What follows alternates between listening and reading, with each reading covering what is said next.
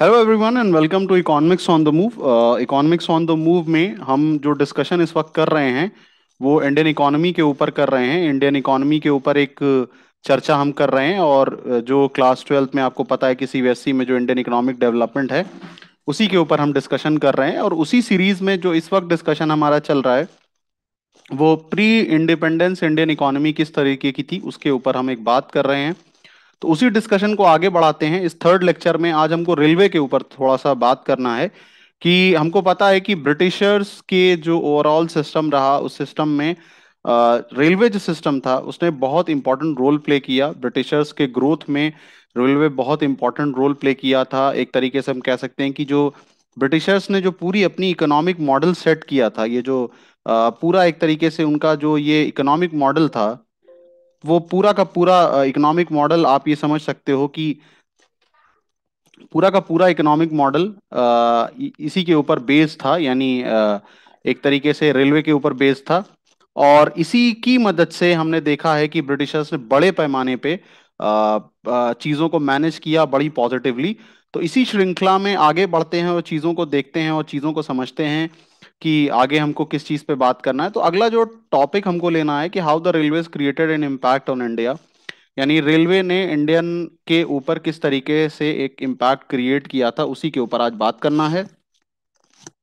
तो यहाँ पे अगर हम देखें तो इसके कुछ पॉजिटिव एस्पेक्ट्स पे आज हम बात कर लेते हैं कि कैसे रेलवे एक पॉजिटिवली एक इम्पॉर्टेंट रोल प्ले किया था। तो सबसे पहले अगर हम बात कर रहे हैं यहाँ पे तो सबसे पहली चीज जो होगी वो क्या है कि रेलवे फैसिलिटेटेड। Okay, 1 minute. हाँ, okay, just minute then we will proceed. कुछ टेक्निकल।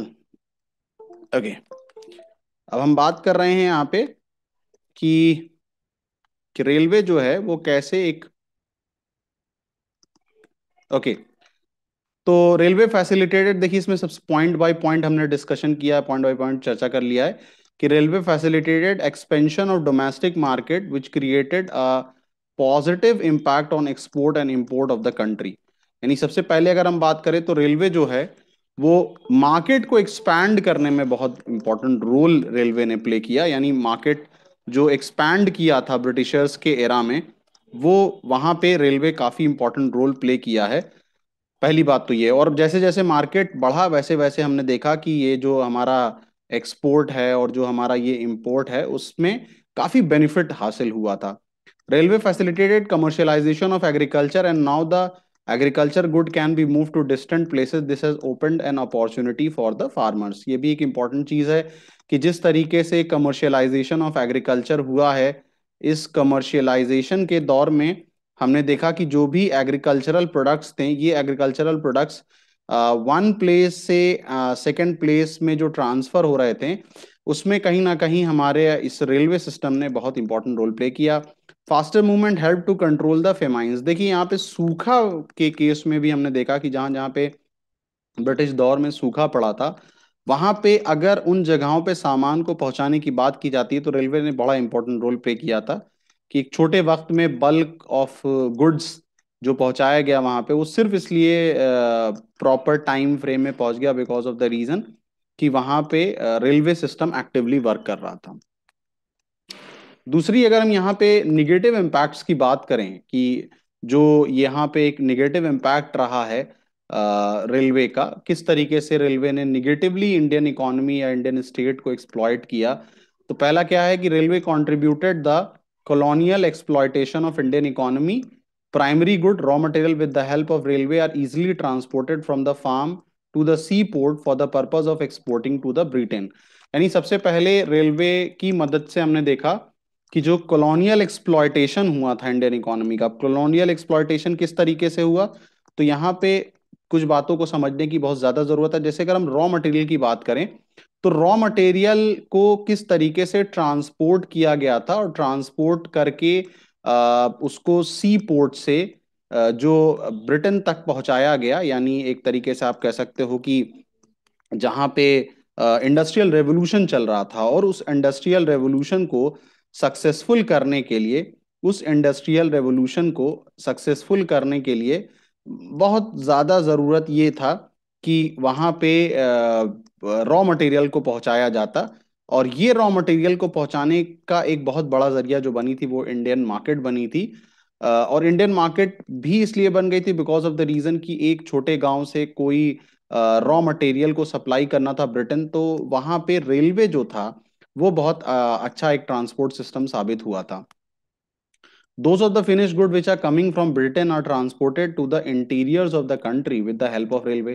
ये भी एक इम्पॉर्टेंट बात यहाँ पे थी कि जो भी सामान ब्रिटेन से आ रहा था वो सामान हिंदुस्तान के इंटीरियर्स में अगर पहुंचाना था, जैसे फॉर एग्जांपल कि मान लीजिए कि दिल्ली में सामान आ रहा है, गुजरात में आ रहा है, अब गुजरात से यूपी में पहुंचाना है, यूपी के गांव में पहुंचाना है, या गुजरात से बिहार के किसी गांव में पहुंचाना है, तो यहाँ पे जो रेलवे सिस्टम था उसने काफी पॉजिटिव रोल प्ले किया था, बहुत ही पॉजिटिव रोल प्ले किया था। वहां पे हम देखते भी हैं कि रेलवे ही की देन थी कि रेलवे ने सी पोर्ट से सामान को यूपी, बिहार या फिर उसके जो बहुत ही इंटीरियर इलाके थे वहां तक सामान पहुंचाया, और whole credit obviously goes to the railway system. In short, the spread of railway helped the Britishers to maximize themselves by reaching every part of India with their products। यानी अगर हम शॉर्ट में कहें तो हम ये कह सकते हैं कि ये रेलवे ही सिस्टम था जिसकी वजह से ब्रिटिशर्स जो थे वो इंडिया के हर एक कोने में अपने सामान को लेके पहुंच गए। और ये इसमें बहुत बड़ा क्रेडिट रेलवे सिस्टम को जाता है कि रेलवे सिस्टम ने जिन तरीके से ब्रिटिशर्स को मदद की वो मदद की ही देन थी कि रेल ब्रिटिशर्स जो हैं सामान को ब्रिटेन से लेके हिंदुस्तान के बाकी कोनों तक पहुंचा देते थे, और हिंदुस्तानी प्रोडक्ट्स के लिए एक बहुत बड़ा कंपटीशन वहां पे साबित हो रहा था लगातार। सो ये एक नेक्स्ट लेक्चर था जिसमें हमने चैप्टर नंबर 1 जो है, जहाँ पे प्री इंडिपेंडेंस एरा के बारे में जो इंडियन इकोनॉमी में डिस्कशन हुआ है उसके ऊपर हमने चर्चा की है, उसके ऊपर बात किया है। नेक्स्ट लेक्चर में हम आफ्टर इंडिपेंडेंस जो चेंज आना शुरू हुआ इंडियन इकोनॉमी में उसके बारे में डिटेल डिस्कशन करेंगे। तो ये पूरा एक टॉपिक था जो हमने खत्म किया। आने वाले वक्त में भी मैं कोशिश कर रहा हूँ कि आपको इंडियन इकोनॉमी के सारे लेक्चर्स अपलोड कर दूं, ताकि आप में से जितने लोगों को उसको देखना हो, समझना हो, वो बहुत इजीली इन सारे लेक्चर से टॉपिक को समझ जाएं। So that was all about from this lecture number 3 of Indian economic development. Thank you everyone and stay blessed.